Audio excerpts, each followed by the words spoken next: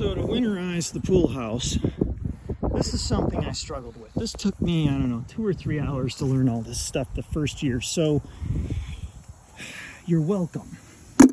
Step one, there is a valve all the way down here. And the shovel is right next to it. It's not going to show up very well on video. It's a red handle. It's always covered in dirt. Got to clear it every year. It's currently in the off position. If I rotate it like this, it will be on. And I've gotten ahead of myself. I thought, hey, I should shoot this video after I started. So anyway, you turn that off. You hook up your compressed air. You turn this on. Just like that.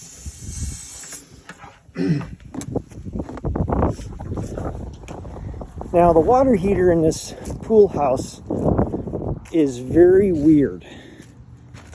I believe this is a European water heater. I don't know which country. I think somebody said German. It doesn't have a drain. So you unplug it.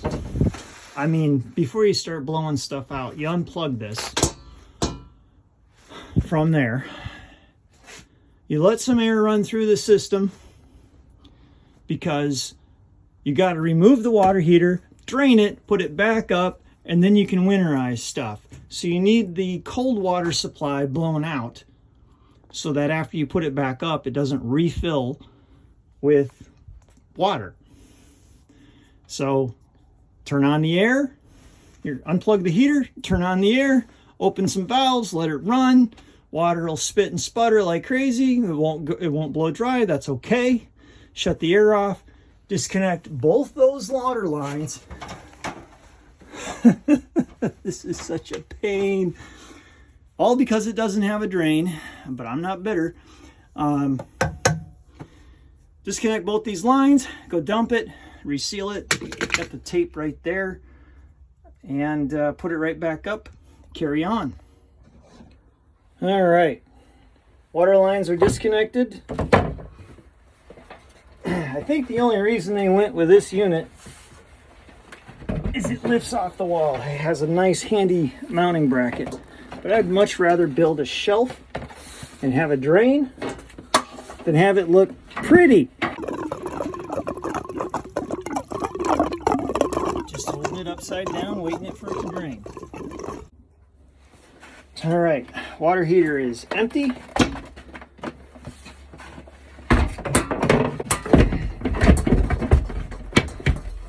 Back on the wall, maybe.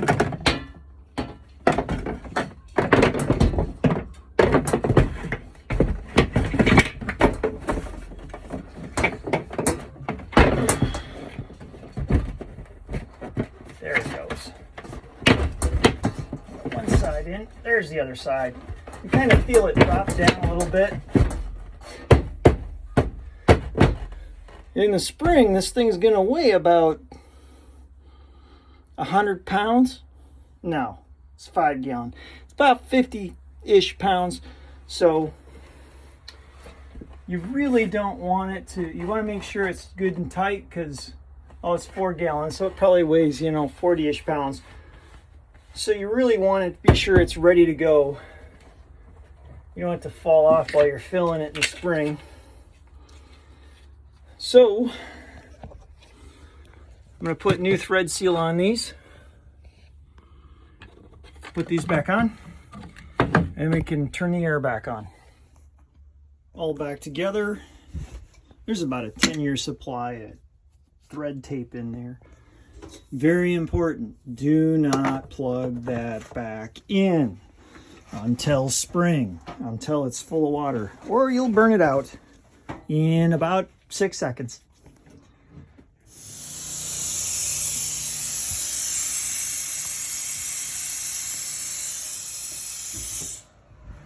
I'm closing that so I have the air pressure for in here. This hasn't been blown out yet, so. Now the toilet, I'll flush it, and it's going to start gurgling pretty quick. Turn that off because it'll make you crazy.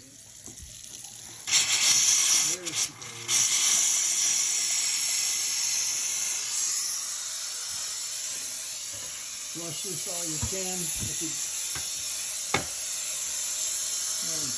We usually have a plunger out here.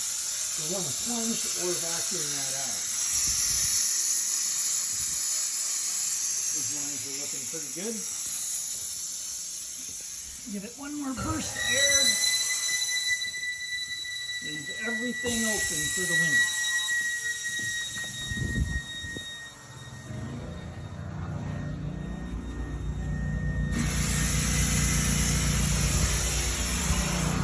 Okay, now I'm going to shut the air off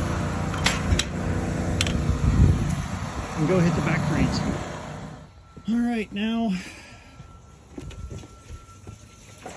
yeah, a little bit of water swirling around in there, so you open these up,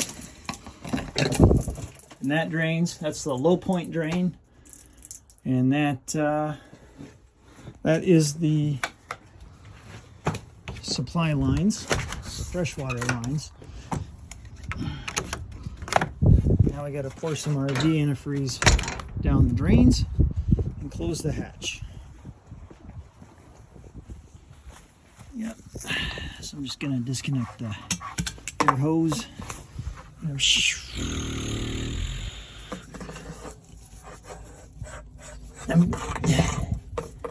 going to leave that. Oh, no, that shouldn't matter. That is blown completely out. So I'm going to shut that and put the lid back on.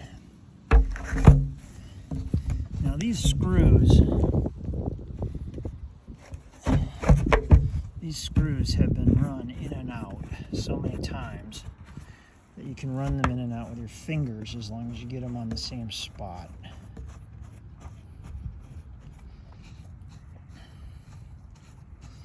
And that's okay. I mean, the lawnmower doesn't suck it up, so clearly they're not hurting for grip.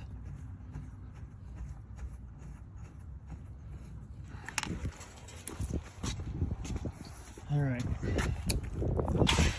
have some RV antifreeze.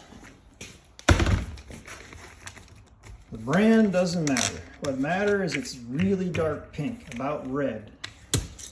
I've had some cheaper stuff that was a lighter color, and I didn't freeze anything,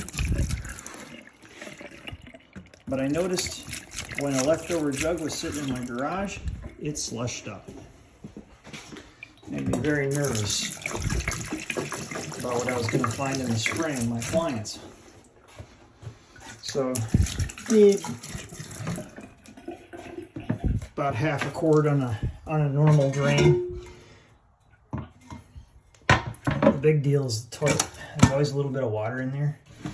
I don't have a vacuum. I don't have a plunger, so